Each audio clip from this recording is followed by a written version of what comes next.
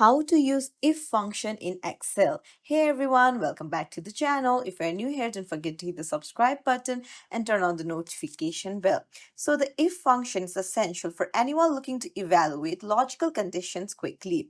Whether you're tracking sales or managing data, this function helps you determine if the condition is true or false. So in this tutorial, we'll show you how to use the if function to check your monthly sales meets your goals or not.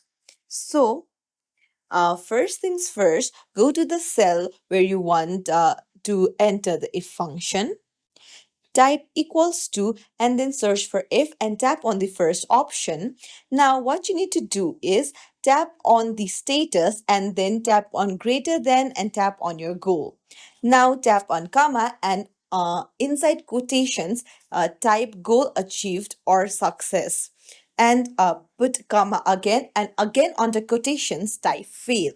So after that, close the bracket and then you can type enter. But if you type enter, all the if you drag down, all the data will be same. So what you need to do is go between the cells and then tap on Fn and F4 together on keyboard, which is a function and the F4, and then dollar signs will appear and you just have to drag it down and it will give you the status of all the monthly sales.